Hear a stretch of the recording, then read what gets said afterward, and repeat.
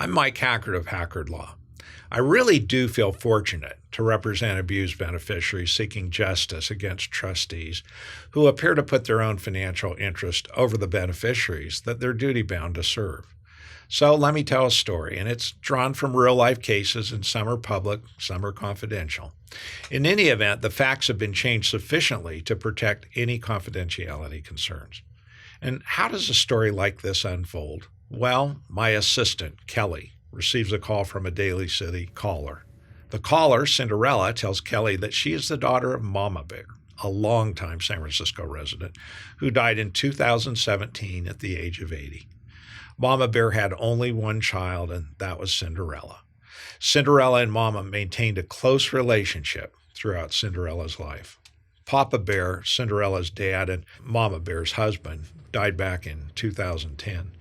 Mama Bear carried on and created a new revocable trust in 2015. Mama's surviving grantor's trust for the benefit of her daughter, Cinderella, but we'll just call it Mama Bear's trust. Mama told the San Francisco trust drafting lawyer, Dagwood, that she wanted to make sure that her 55-year-old daughter, Cinderella, was well taken care of. She knew Cinderella did not have a high-paying job, and she lived in a modest apartment in Daly City, and she struggled each month to make ends meet.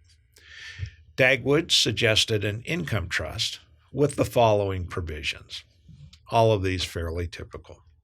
Trustee shall pay to or apply for the benefit of the beneficiary so much of the net income and principal from such beneficiary's trust as the trustee deems necessary for such beneficiary's health, education, maintenance, and/or support, taking into consideration any other resources or assets known to the trustee and available to such beneficiary. Any income not so distributed shall be accumulated and added to the principal of such beneficiary's trust. Dagwood assured Mama that the trust company that he suggests as the successor trustee at Mama's death, Fiduciary's looking out for number one, FLONO or FLONO, had first-class experience and effective trust officers. Mama let Dagwood know that if there's any principal left after Cinderella's death, she wanted it to go to the Bear State University Foundation. So Dagwood prepared the trust. Mama died not long after she made the trust. Flono took over as trustee, and after the sale of some real estate, had $3 million or so in Mama Bear's trust. Cinderella made many inquiries to Flono, inquiring about trust distributions. Flono made no inquiry whatsoever into Cinderella's health, education, maintenance, and/or support.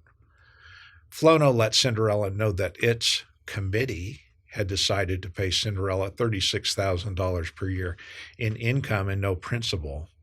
The committee indicated that this was only good for 1 year, and it would make its decision for distribution on an annual basis.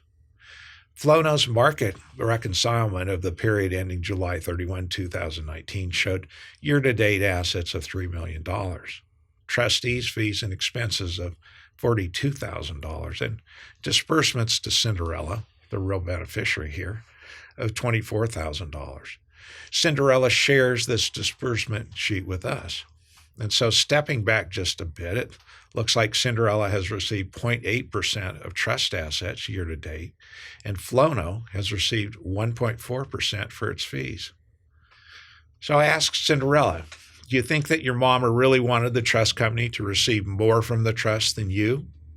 No, Cinderella said. Mama said that I would always be taken care of, that I wouldn't have to worry about money. What Flono gives me is barely enough to pay my rent and medical insurance, let alone any of my other needs. So it looks like to us that if Flono is left unchallenged, it will continue on its course. It's going to pay more to itself than the rightful beneficiary. So we at Hackard Law, we take a close look at the case, its documents, its circumstances, and make a decision whether we'll move forward. We'll discuss the various options for attorney's fees, the likely venue of a trust petition, and the accumulation of evidence. We find that Cinderella does want to move forward. At Hackard Law, we do trust litigation. Not all of our cases look like the Mama Bear Cinderella case, but some of them do. We take significant cases where we think that we can make a substantial difference and there is a responsible party or wrongdoer who can be made financially accountable for their breach or other wrongdoing. And we focus our geographic reach on California's largest urban counties, including Los Angeles and Orange, San Mateo, Santa Clara, Alameda, Contra Costa, and Sacramento. If you'd like to speak with us about your case, then call us at Hackard Law, 916-313-3030. We'll be happy to hear from you. Thank you.